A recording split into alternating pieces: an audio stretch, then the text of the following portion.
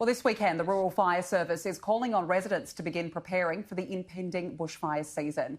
It's hard to believe that just this time last year, Australia was in the depths of another crisis, the Black Summer of bushfires. This was the moment a New South Wales fire and rescue truck was overrun with an inferno. A miracle, all survived. The crew was forced to shelter against the wall of flames using a blanket to shield against the fire front.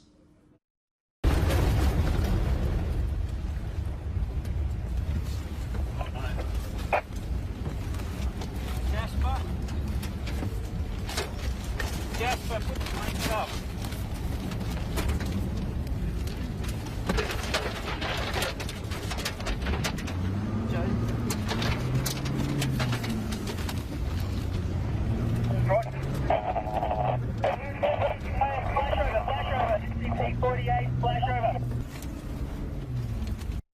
These pictures show a rural fire service crew battling to protect properties at 1 a.m. 3 days before Christmas. Summer is once again approaching. So is Australia ready to potentially contend with two crises, coronavirus and bushfires?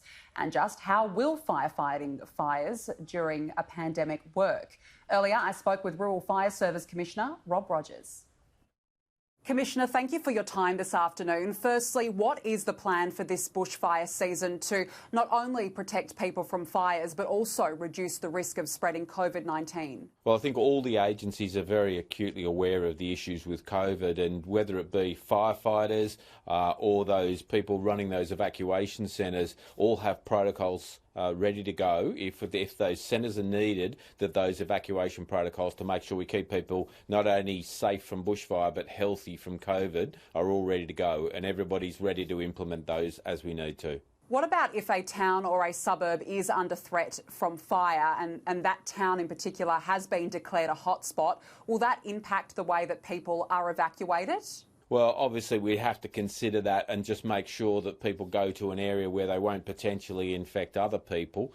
But look, our firefighters have very much been now operating in the COVID experience and in the way of minimising the number of people on the truck ever since March. So we're very, I guess, attuned to operating in that environment, and as well as all the other emergency services. So we're very ready to deal with that, but we can't let, whilst we don't want to spread COVID, we obviously can't let imminent threat to people's life, be affected by that. We have to remember what we're focused on doing, and that's to protect people from bushfire. So we'll do that, but we'll do it in as safe a way as we possibly can.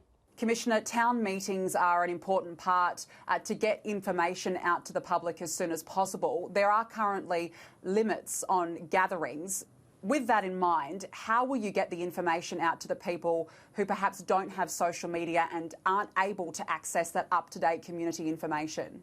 Well, I think that there's a lot of innovative ways, and we've started seeing that with some of our brigades in the way they're engaging with their communities, where some of their communities are quite vulnerable members. They're doing a lot of online interaction, and I think that's the challenge now. It's like meetings. We're all now doing online meetings instead of face-to-face. What we've got to do is make sure we have those other sort of vehicles that we can still get information out and listen to concerns from the community, but keeping people safe.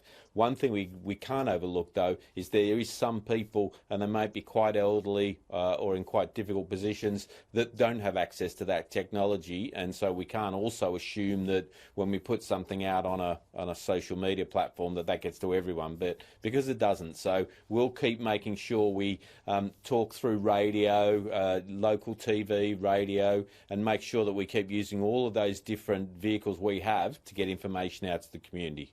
Now, this weekend is Get Ready weekend. How can people prepare for the upcoming bushfire season? Look, you're correct. Get Ready weekend this weekend. It's a great time to stop, talk with your family. Most of all, have a bushfire survival plan. Know what you're going to do if fire threatens your property.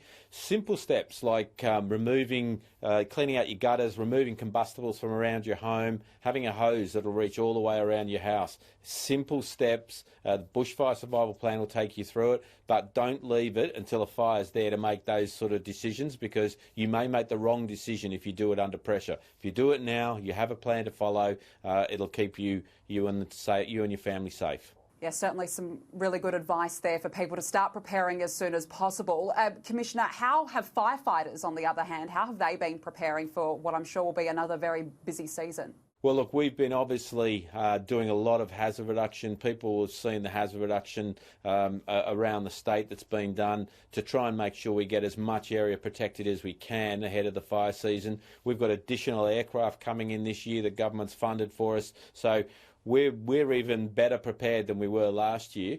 But of course, we're lucky we don't have a drought, but we've got a lot of risk out in the west of the state with grassland risk because the rain's now fallen, a lot of grass that's grown out there, and later in this season we're going to see that dry out and become a fire problem. So we're ready to go. We need the community to do their part now and obviously preparing themselves, and obviously as we start to see fires, reporting fires to 000 immediately. Just finally, Commissioner, what can Australia take from its response to the pandemic and implement it during this fire season? Are there any learnings that can be implemented?